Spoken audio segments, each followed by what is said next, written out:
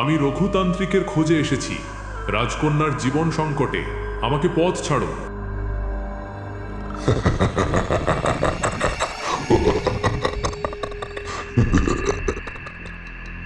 রঘু, সে তো এই শ্মশানেরই অংশ। তাকে পেতে হলে আমার শর্ত মানতে হবে। কি সেই শর্ত? এই জঙ্গলে এক লুকানো গুহা আছে, সেখানে এক প্রাচীন জিন বন্দী হয়ে আছে। তার কাছে এক মায়াবী তাবিজ আছে। সেই তাবিজ নিয়ে এলে আমি তোকে পথ দেব।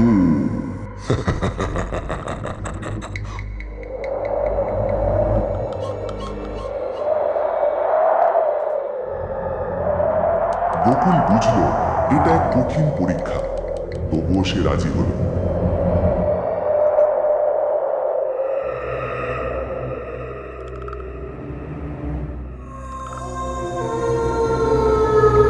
জিন তাকে গুহার পথ দেখিয়ে দিল।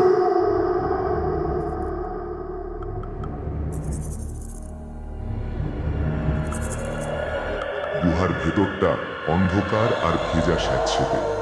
বাতাস ভারী হয়েছিল এক অজানা আতঙ্কে। কিছুদূর যেতেই গোকুল দেখল একটি ভাঙা পাথরের বেদির ওপর শুয়ে আছে এক বীভৎস জিন। তার শরীরটা মানুষের মতো হলেও চোখগুলো ছিল আগুনের গোলা, আর হাত পাগুলো ছিল খসখসে শুটকি মাছের মতো।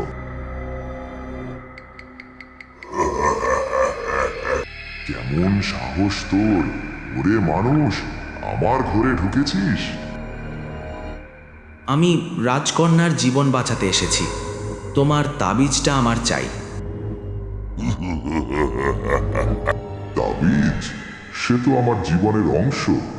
নিতে পারিস যদি আমাকে পরাজিত করতে পারিস।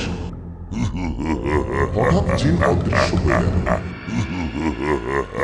গুহার ভেতর থেকে ভেসে এলো হাজারো বীভৎস শব্দ।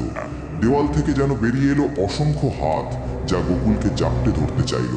গোকুল তার তরবারি দিয়ে সেই অদৃশ্য হাতগুলো প্রতিহত করতে লাগলো। জিন তখন তার মায়াবী ক্ষমতা ব্যবহার করে গোকুলের মনে ভয় ঢোকাতে চাইল। গোকুল দেখল তার চারপাশে তার সবচেয়ে প্রিয়জনদের মৃতদেহ পড়ে আছে। বন্ধ করে রাজকন্যার মুখের কথা ভাবল। হঠাৎ তার মনে পড়ল রঘুতান্ত্রিক একবার তাকে মন্ত্র শিখিয়েছিল, যা অশুভ শক্তিকে দুর্বল করে। গোকুল সেই মন্ত্র আওড়াতে লাগলো। মন্ত্রের প্রভাবে জিনের শক্তি ধীরে ধীরে কমে আসতে লাগলো। জিন যন্ত্রণায় চিৎকার করে উঠল এবং পুনরায় তার আসল রূপে ফিরে এলো। সে এখন দুর্বল। গোকুল তখন জিনকে বাধ্য করল তাবিজটি দিতে।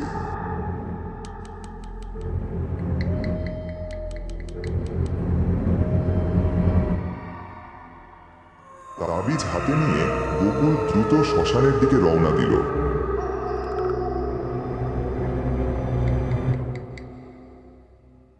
ততক্ষণে রঘুতান্ত্রিক তার সাধনা শেষ করে ফেলেছে। রঘুর চারপাশে এক অলৌকিক আলো। রঘু গোকুলের হাতে তাবিজ দেখে মৃদু হাসল। আমি জানতাম তুই পারবি। গোকুল রঘুতান্ত্রিককে নিয়ে রাজ দরবারে যায় এবং রঘুতান্ত্রিক সেই তাবিজটি রাজকন্যার কপালে ধরে এবং মন্ত্র পড়তে থাকে। একসময় রাজকন্যা সুস্থ হয়ে ওঠে। এইভাবে রাজকন্যা সেই অভিশাপ থেকে মুক্তি পায়।